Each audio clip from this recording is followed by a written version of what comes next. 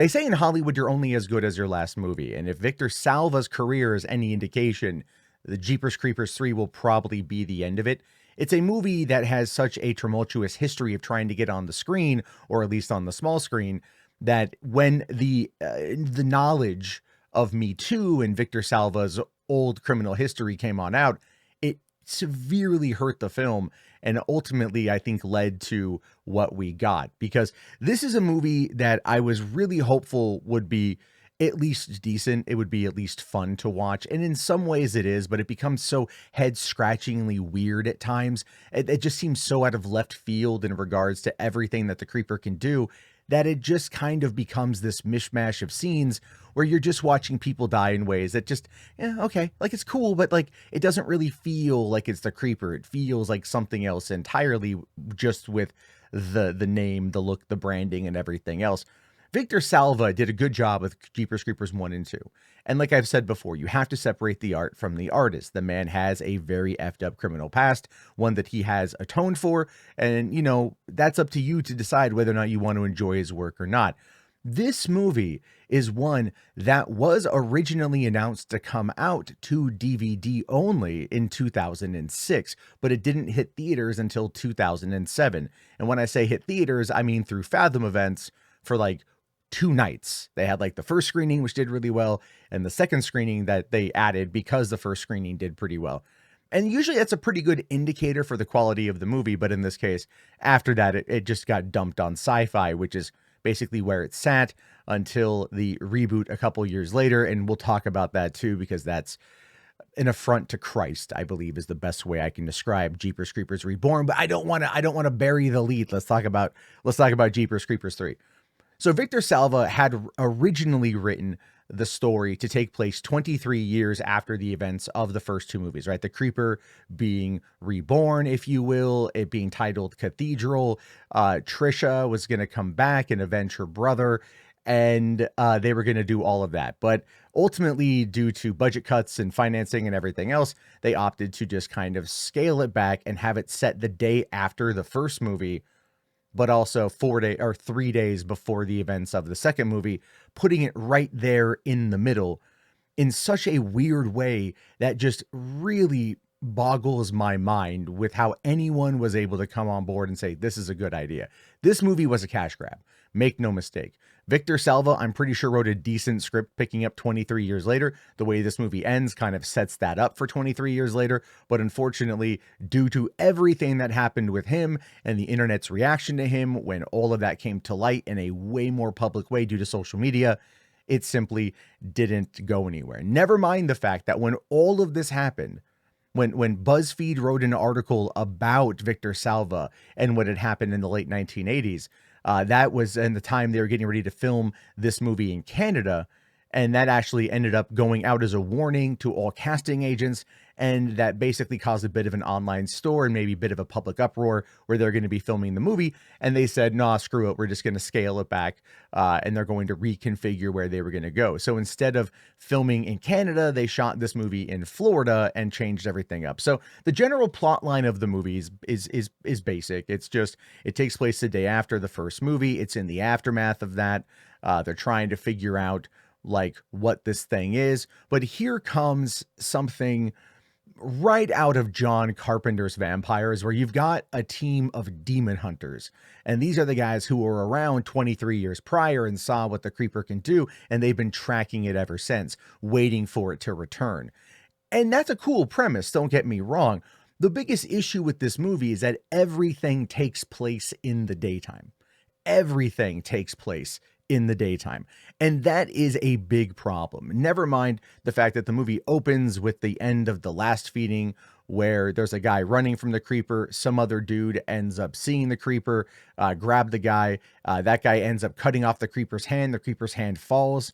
The one dude grabs it and then takes it home, puts it in the barn, but then the creeper comes looking for it. So that guy goes and he buries it and then gets killed by the creeper. And now 23 years later, his mother is the psychic one of the story, because remember what I told you guys, these movies always have some psychic connection that's never fully explained.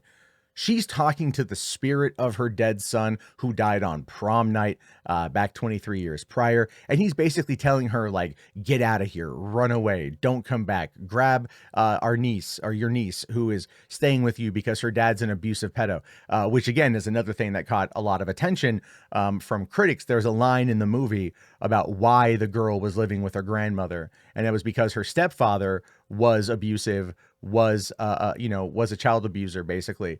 And when the love interest was talking to his coworker, the coworker is all like, well, can you blame them? I mean, look at her, like, well, and so it's basically like there was this line that was meant to showcase a very crappy person saying a very crappy thing about a situation in order to get a little bit out of to goad the love interest, the male hero of the movie, if you will. And again, none of these characters' names matter. I just want you to know that right off the bat. None of their names matter, like, period. You won't remember any of them. And that's the biggest problem that happened even with Jeepers Creepers 2, was that there were so many characters and they were just so underdeveloped and you largely didn't care because you knew they were just going to be cannon fodder. You don't even bother to get emotionally invested. Whereas the first movie had good characters and allowed you to we got time with them as brother and sister to establish that relationship. That's the biggest problem with a lot of these sequels. It's not just horror movies, but it's sequels in general. Sequels have a tendency of doing this like bigger world building, and the bigger world building can ultimately hurt it when you're trying to really also establish the characteristics of everyone involved. Okay. So so you've got that moment in the movie. Okay. So you got the guy making that comment about it. And that was a line that went out to critics for their online screeners, right? The people saw it early. That line was in there. They knew who Victor Salva was. And they were like, no, like, this is bad. It shouldn't be in there. And that line was removed from the theatrical cut of the film. Here's the thing with that. They should have left that line in, but then made sure that character got a very vicious death. The thing is, though, that character didn't die and he was just a jerk. And in horror movies, generally the jerk is supposed to die because you want to see that person get yeeted. That didn't happen here. So there's that controversy. The thing with this movie is, like, they get the hand of the creeper and, like, the psychic woman touches it and it, like, raises her up in the air and she's communicating with it, so to speak. She knows that the creeper is coming for it and she knows what it is now. She alludes to, like, we now know what it is. And then you get all of the team together and they're all going to go and, like, touch this thing. And they're all going to be like they're going to learn what the creeper is. And the scene reminded me of, like, Big Trouble in Little China when I think Egg Shen is getting ready to, like, he gives them all, like, the potion and they're all getting ready to get hyped up to go fight Lo Pan. I don't know why that's kind of the vibe I got from this particular scene in the movie. But it's true that they all, like, at least the other cop tried to do it and they learned the information, who he is, what he is, where he came from, how to stop it. Apparently all this information is teased without even a tidbit of discussing what it was. And that really bothered me just on a storytelling front, because you knew that they're trying to bridge the gap between number 1 and number 2. Okay. And you know that they're trying to then set up number 4. So they're leading with breadcrumbs and everything else. And it just got to be kind of really convoluted because, again, everything that the creeper now has in his arsenal is so out of left field compared to what we've seen before. Let me explain. So his truck can operate on his own. Its truck can drive on its own. It doesn't need the creeper to pilot it, to drive it, to operate it. It can operate on its own independently. It has booby traps in there. It has a magic harpoon, very similar to the Fence Post 3000 from number 2, that has the ability to kind of track a target so it can homing lock onto something. That's a little bit weird. The creeper also now has the ability to line up a shot, throw it, and have that track a target and take a target out. And there's also other types of booby traps inside the vehicle that don't really make a lot of sense, but are just there because you need to have something to kill. The creeper also now has the ability to telekinetically control his weaponry. What the hell? Okay, flying winged demon eating people for 23 days every 23 years. Fine. I can buy that. I can live with that. I'm okay with that. The creeper being able to wield his axe like Kratos from God of War is something that is just ridiculously stupid.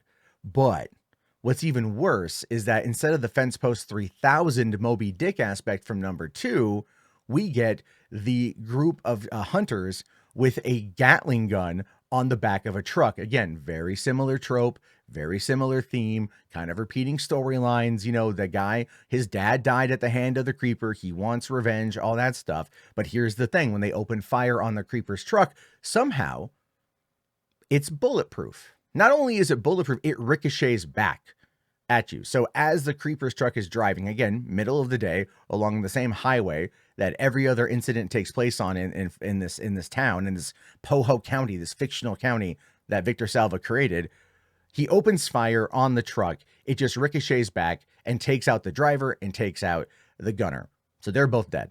Then you have the main 2 cops, and they're trying to also fight it. And the main cop is the main demon hunter is trying to, get the Gatling gun to work as the creeper is coming towards him. There's this really cool shot. I will fully admit, this shot was really cool. The creeper is up in the air, wings out, got the battle axe, and then you've got the guy with the Gatling gun opening fire, and it's this wide shot, and you get to see it all play out. And I thought that was a beautiful shot. Like, that to me was like the only real artistic thing in the movie. That's the money shot of the film, hands freaking down. That's the shot. And it was good, and it was effective, and it worked, and I loved it.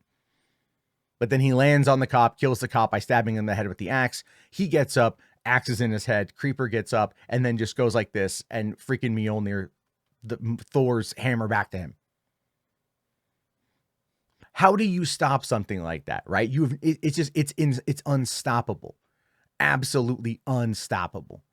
So what do? Well, the creeper then goes back to the farm of the crazy ass woman from the beginning, digs up where he thinks that the hand is, and then finds a note that says, "We know what you are." And then he screams, "Arr!"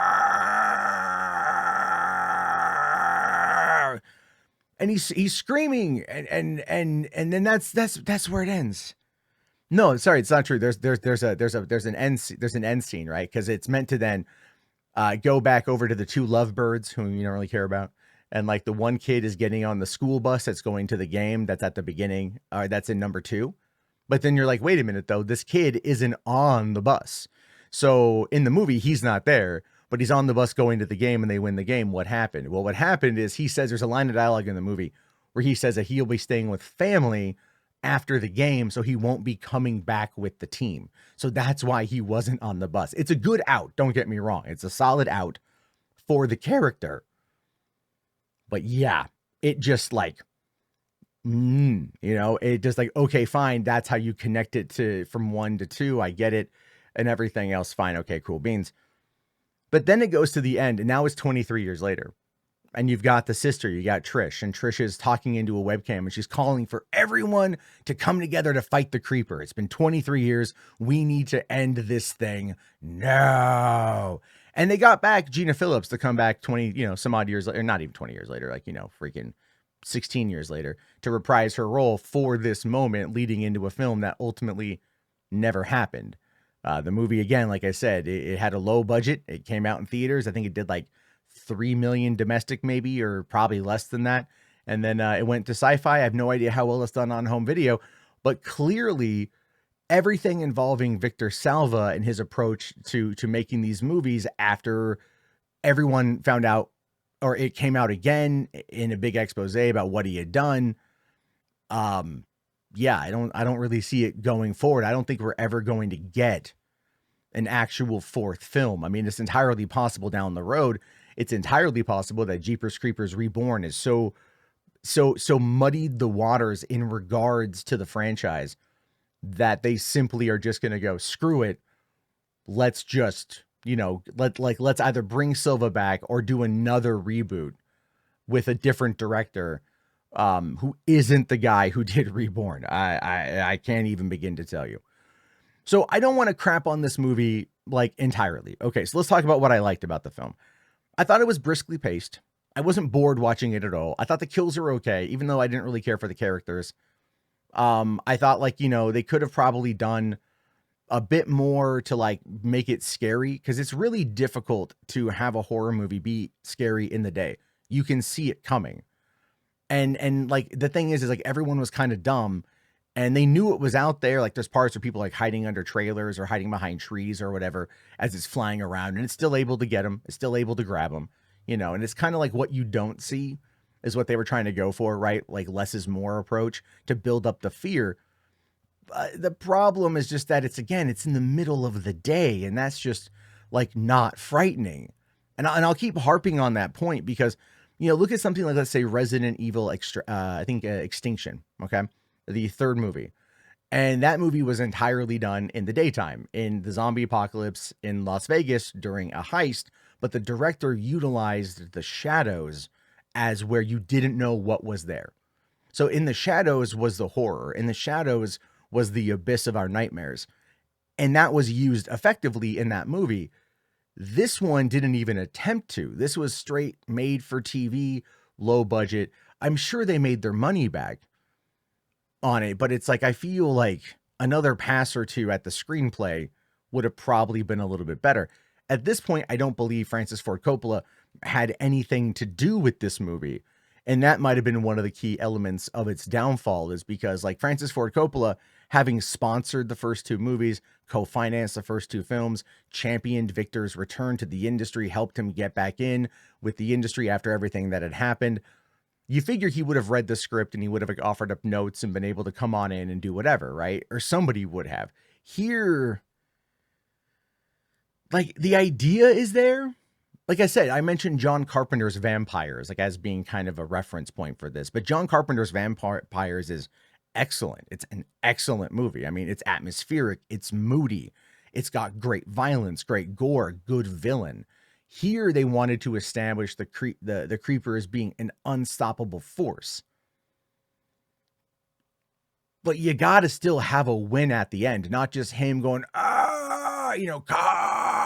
It just doesn't work that way. So it fails on that front, which is unfortunate because the movie is not terrible. It needed so much more.